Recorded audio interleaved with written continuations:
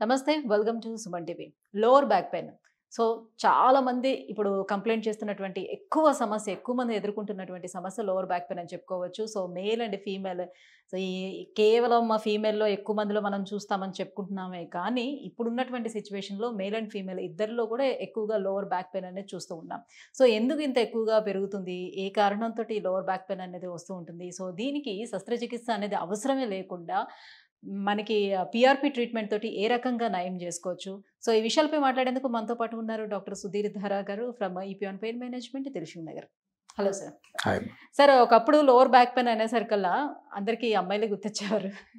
So అమ్మాయిలకి ఎక్కువగా back pain, lower back pain వచ్చేది. సో రకరకాల కాంప్లికేషన్స్ వాళ్ళలో ఉంటాయి కాబట్టి. ఇప్పుడు చూస్తే సో ప్రతి ఒక్క అబ్బాయిలు కూడా అండ్ యంగ్స్టర్స్ కూడా లోవర్ బ్యాక్ పెయిన్ కంప్లైంట్ చేస్తున్నారు. సో ఏంటి, what is the reasons? First of all మాట్లాడుకుందాం. ఫస్ట్ ఆఫ్ ఆల్ లో బ్యాక్ పెయిన్తో సఫర్ అయ్యే వాళ్ళందరూ కూడాను వాళ్ళ బ్యాక్ని శ్రద్ధగా వాడడం లేదు. అదే రీజన్. శ్రద్ధగా వాడడం అంటే ఎంత వాడాలి, బ్యాక్ని ఎంత జాగ్రత్తగా మన స్పైన్ని చూసుకోవాలి అన్నది తెలియదు చాలామందికి. తెలియకే లేదు, తెలిసి చేయరు ఎవరు. మీరు అన్నారు అమ్మాయిల్లో ఎక్కువ వస్తుందని. మహిళల్లో అంటే పర్టికులర్గా మ్యారేజ్ అయిపోయిన తర్వాత, మ్యారేజ్ వరకు పిల్లలు ఆటలు ఇట్లా ఆడుతుంటే పెద్దగా ఉంటే అందులో కూడా చాలామందికి వస్తాయి.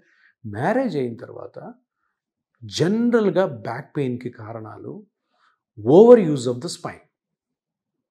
ఇప్పుడు ఒక హౌస్ వైఫ్ ఉంది, లేదు ఇంకొక సెగ్మెంట్లో working women. So working women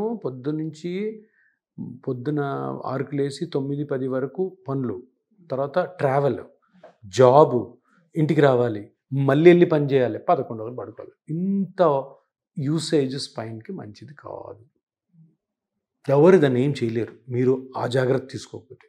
house wife పొద్దున్న 6 లేసి రాత్రి 11 వరకు నిలబడే ఉంటారు. ఇటు అటు తిరగడం, ఇటు పని ఉన్నా తిరగడమే, పని లేకపోయినా తిరగడమే, కూర్చోరు, రెస్ట్ తీసుకోరు. సో ఇవి బేసికలీ అండర్స్టాండ్ చేసుకోవాల్సిన విధానాలు. స్పైన్ ఎక్కువ యూజ్ చేస్తే బ్యాక్ పెయిన్ వస్తుంది. అసలు ఏ స్ట్రక్చర్స్ జనరల్గా ఇన్వాల్వ్ అవుతాయి? First and foremost reason back పెయిన్కి మజిల్ ప్రాబ్లం. స్పైన్ మీ వెనకాల చాలా మజిల్స్ ఉంటాయి కదా స్పైన్లో. స్పైన్ చుట్టూ కవర్ ప్రొటెక్షన్ కోసము ఎరెక్టార్ స్పైన్ అనే పెద్ద పెద్ద మజిల్స్ ఉంటాయి. ఈ మజిల్ స్ట్రెయిన్ అవుతుంది ఫస్ట్. అందరూ ఏమనుకుంటారు బ్యాక్ పెయిన్ అనగా నాకు సయాటికా, నాకు డిస్క్ ప్రొలాప్స్ అంటారు. కాదు. First and foremost main reason back పెయిన్కి ఏంటంటే మజిల్. ఈ ఎరెక్టార్ స్పైన్ మజిల్ స్ట్రెయిన్ అవుతాయి. ఆ స్ట్రెయిన్ ఎందుకు అవుతాయి?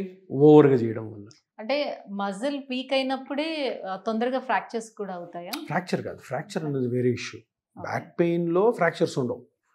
బ్యాక్ పెయిన్లో స్పైన్ ఫ్రాక్చర్ అవ్వాలంటే పెద్ద యాక్సిడెంట్ అవ్వాలి. సో బ్యాక్ పెయిన్ నాకు నడుము నొప్పి, ఎప్పుడైనా పడిపోయినప్పుడు అది వేరు. అది ఇరిగిపోతున్నాయని అంటారు కదా. అది ఇరిగిపోవడం అంటే స్పైన్ ఇరగాల, స్పైన్లో వర్టిబుల్ బాడీస్ ఉంటాయి, అవి ఇరగాల. అది కాదు మనం మాట్లాడేదంతా కూడాను బ్యాక్ పెయిన్. నాకు బ్యాక్ పెయిన్ ఉంది, ఈరోజు బ్యాక్ పెయిన్ ఉంది, జాబ్కి వెళ్ళలేదు, ట్యాబ్లెట్లు వేసుకున్నాను, మసాజ్ చేసుకున్నాను, ఫిజియోథెరపీకి వెళ్ళాను. సో ఫస్ట్ థింగ్ వచ్చేసేసి మజిల్స్. ఈ మజిల్స్ ఎక్కడ ఉంటాయి? ఇప్పుడు ఇది స్పైన్ కదా, ఇదంతా బోన్స్, మధ్యలో స్పైనల్ కార్డు, పక్కన నర్వ్స్ పోతుంటాయి, దీనిపైన ఉంటాయి మజిల్స్.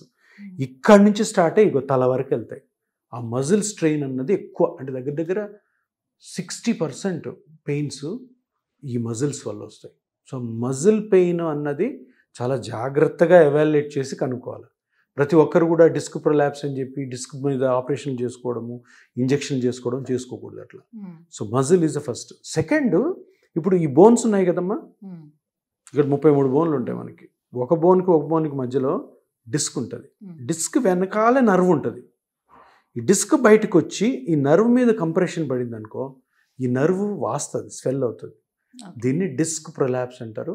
లేదంటే మామూలు మనం అనుకున్నమాట సయాటికా. అప్పుడే నొప్పి ఎట్లుంటుంది? నడుము నుంచి కాలు వరకు వెళ్తుంది. ఇప్పుడు చూడండి, ఇక్కడ చూడండి డిస్క్, ఇది ఎర్రగా అయింది చూసారా, ఇది వాసింది నరం, ఇక్కడ వాయలేదు. సో ఇది disc prolapse with nerve compression. ఇంకా చాలా కారణాలు ఉన్నాయి. ఈ డిస్క్ ఇట్లా నరం మీద పడకుండా ఈ డిస్క్ క్రాక్ అయి ఉంటుంది, లోపల డిస్క్లోనే క్రాక్ ఉంటుంది, యాన్యులర్ టేర్ అంటారు. దానివల్ల ఒక డిఫరెంట్ పెయిన్ వస్తుంది. ఇది కాకుండా ఈ బోన్కి మధ్యలో ఒక జాయింట్ ఉంటుంది చూడండి, ఇది జాయింట్, అలా మొత్తం జాయింట్స్ ఉంటాయి. ఈ జాయింట్స్ అరిగిపోతాయి కొంతమందిలో ఓవర్గా యూజ్ చేయడం వల్ల. దాన్ని ఫ్యాసెట్ జాయింట్ ఆర్థ్రోపతి అంటారు. ఓకే. తర్వాత ఇప్పుడు ఈ బోన్ ఉంది కదా, ఈ బోన్కి మధ్యలో చిన్న లిగమెంట్స్ ఉంటాయి మధ్యలో, సుప్రాస్పైనస్ లిగమెంట్ అంటాం.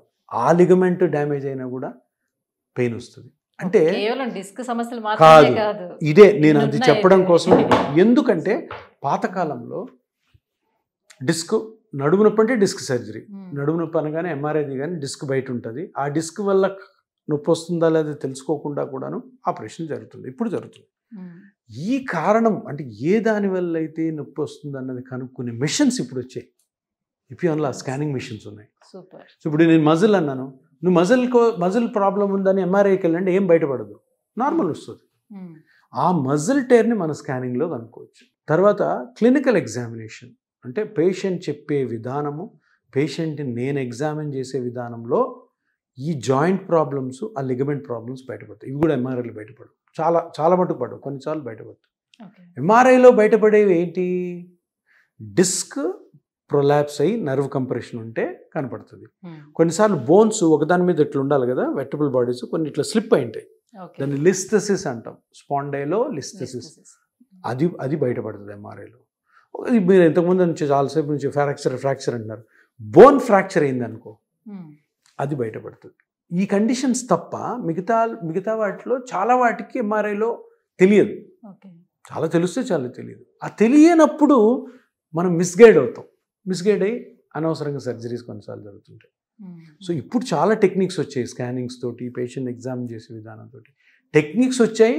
ఆ ప్రతి స్ట్రక్చర్ డ్యామేజ్ వల్ల వచ్చే నొప్పికి ట్రీట్మెంట్స్ వచ్చాయి. ఏంటి? నాన్ సర్జికల్, ఆపరేషన్ లేకుండా. సో డిఫరెంట్ ట్రీట్మెంట్స్ వచ్చి, ఇప్పుడు నర్వ్ ఇన్ఫ్లేమ్ అయింది, దానికి ఆ ఇన్ఫ్లమేషన్ తగ్గడానికి ఒక చిన్న ఇంజెక్షన్ టెక్నిక్, ఫ్లోరోస్కోపీ మిషన్లో చూసి, అల్ట్రాసౌండ్ మిషన్ చూసి, సర్జరీ లేకుండా.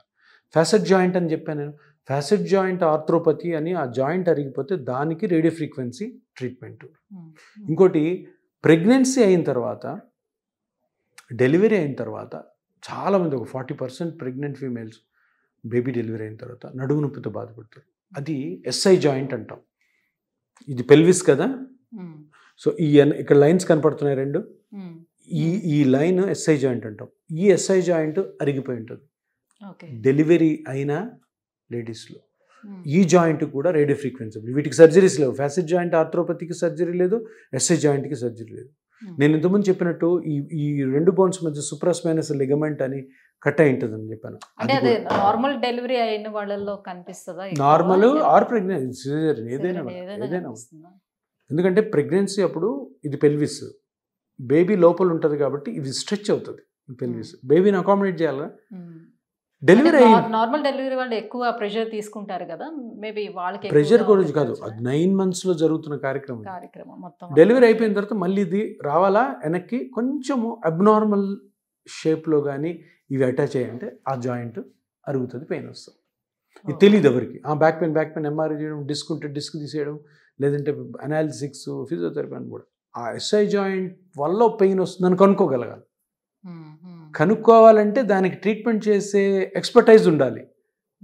అది పెయిన్ మేనేజ్మెంట్ స్పెషలిస్ట్లో ఉంటుంది. సో అది ఎస్ఐ జాయింట్ అని తెలుసుకొని దానికి రేడియో ఫ్రీక్వెన్సీ ట్రీట్మెంట్. అట్లాగా స్పైన్లో అందరూ కూడా డిస్క్ ప్రొలాప్స్ లేదా లిస్థెసిస్, స్పైన్ ఫిక్సేషన్ అని అంటారు, కానీ ఎన్నో కారణాలు ఉన్నాయి. మరి దాన్ని ట్రీట్ చేస్తారు. ఇప్పుడు మజిల్ పెయిన్ ఉండేటప్పుడు ఏ రకంగా ట్రీట్ చేస్తారు, అండ్ డిస్క్ ఇష్యూస్ ఉండేటప్పుడు ఎలా ట్రీట్ చేస్తారు? First of all diagnosis. Muscle ఇప్పుడు ఎరెక్టర్ స్పైన్ అని పెద్ద మజిల్ ఉంటుంది, ఇక్కడ నుంచి స్టార్ట్ అవుద్ది, ఈ తల దగ్గర కట్టు, ఇక్కడ నుంచి ఇక్కడ వరకు. ఆ మజిల్ కానీ పెయిన్ ఉంటే ఫస్ట్ పేషెంట్ ఎట్లా చెప్తున్నాడు, ఇగో ఇలా ఉంది నా పెయిన్, ఇలా ఉంది, ఇలా ఇంక్రీజ్ అవుతుంది, ఇలా తగ్గుతుంది, అది. దాని తర్వాత దానికి సంబంధించిన స్కాన్ ఉంటుంది మన దగ్గర, ఆ స్కాన్ చేయడం ద్వారా అర్థమవుతుంది. అప్పుడు ట్రీట్మెంట్ ఏం చేస్తాం, ఇన్ కేస్ మజిల్ ఏదైనా చిన్న క్రాక్ ఉందనుకోండి, ట్రిగర్ పాయింట్ ఇంజెక్షన్ కానీ అక్కడ పిఆర్పి కూడా చేయొచ్చు, అది మజిల్ది. అదే ఫ్యాసెట్ జాయింట్ అయితే రేడియో ఫ్రీక్వెన్సీ అబ్లేషన్, అదే ఎస్ఐ జాయింట్ అయితే దానికి రేడియో ఫ్రీక్వెన్సీ అబ్లేషన్, అదే సుప్రాస్పైనస్ లిగమెంట్ అయితే అక్కడ పిఆర్పి చేయొచ్చు. అట్లా డిఫరెంట్ కండిషన్స్కి ఆ కండిషన్ గుర్తుపట్టడం చాలా ఇంపార్టెంట్. దాని తర్వాత ఈ treatment, injection treatment, no surgery. కొన్ని కేసెస్ సర్జరీకి వెళ్తాయి, అటువంటి కేసెస్ తప్పకుండా సర్జరీ పంపించాల్సిందే. సో ఇట్లా ఇప్పుడు పిఆర్పి ట్రీట్మెంట్ తీసుకున్నా, రేడియో ఫ్రీక్వెన్సీ అబ్లేషన్ తీసుకున్నా, సో ఎంతవరకు వాళ్ళకి రిలీఫ్ ఇస్తుంది అని అంటారు? మంచి రిలీఫ్ ఇస్తుంది. ఎందుకంటే ఇప్పుడు ఒకటి ఏ దాని వల్ల అయితే మనకు నొప్పి వస్తుందో అది ఆపాలి. ఇప్పుడు మీరు కొంతమంది 100 కిలోమీటర్లు బైక్ డ్రైవ్ చేస్తుంటారు.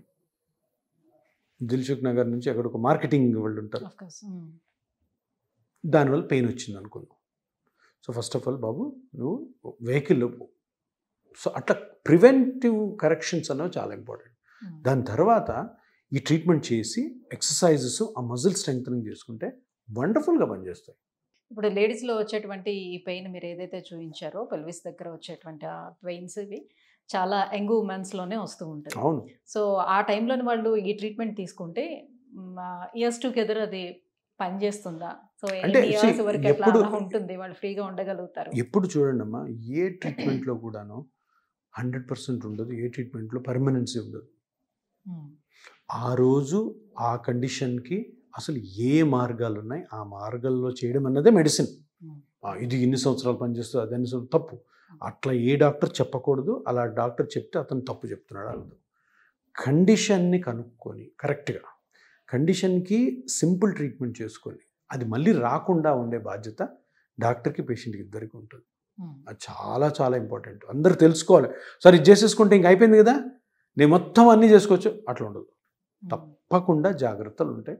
తప్పకుండా నేను చెప్పిన ఇన్స్ట్రక్షన్స్ ఫాలో అవ్వాల్సిందే. అంటే ఇప్పుడు ఒక టీచర్ ఉంటాడు, తప్పకుండా ఆయన టీచింగ్ జాబ్ చేస్తేనే bread and butter. Teaching job చేస్తూ ఏ జాగ్రత్తలు తీసుకుంటే ఈ ట్రీట్మెంట్ ఎక్సలెంట్గా పనిచేస్తా నేను చెప్తాను. అంతేగాని ఇట్లా మ్యాజిక్ మంత్రాలు ఏం జరగవు. ఇట్లా చేస్తే 10 రోజులు 10 సంవత్సరాలు పనిచేయదు, 20 సంవత్సరాలు పనిచేయదు, అట్లాంటివన్నీ ఎవ్వరు కూడా అందరికి చెప్తున్నా వినండి. అవన్నీ మాట్లాడకూడదు, అవన్నీ అడగకూడదు. కానీ కరెక్ట్ పద్ధతిలో నాకు ట్రీట్మెంట్ జరుగుతుందా లేదా అన్నది మీరే అనలైజ్ చేసుకోవాలి. కరెక్ట్ డాక్టర్ ఇతను కరెక్ట్ చెప్పాడు, కరెక్ట్ టెక్నిక్, కరెక్ట్ సైన్స్ ఉంది. అంతే. ఏ ట్రీట్మెంట్లో కూడాను మ్యాజిక్ ఉండదు. Right. Compare to other clinics Epione pain మేనేజ్మెంట్లోని ట్రీట్మెంట్ డిఫరెన్స్ ఎట్లా ఉంటుంది? అండ్ ఈ పిఆర్పితో పాటుగా సైమల్టేనియస్గా ఇంకా అదర్ ట్రీట్మెంట్స్ కూడా మీరు ఇవ్వడం జరుగుతూ ఉంటుందా? ఇప్పుడు అంటే ఒక్కొక్క క్లినిక్లో ఒక్కొక్క డాక్టరు, ఆ డాక్టర్కి వాళ్ళ వాళ్ళ యాటిట్యూడ్, వాళ్ళ డిఫరెంట్, ఒక్కొక్కరు స్టైల్ ఉంటుంది. బట్ ఫైనల్గా ఏంటంటే అందరూ మన శిష్యులే, మన శిష్యురాళ్ళే. అదే ఒక హ్యాపీ థింగ్. చాలామంది నేర్చుకున్నారు, చాలామంది ఫాలో అవుతున్నారు, చాలామంది సక్సెస్ అయ్యారు దీంట్లో. ఒక్కొక్కరు ఒక స్టైల్ ఉంటుంది.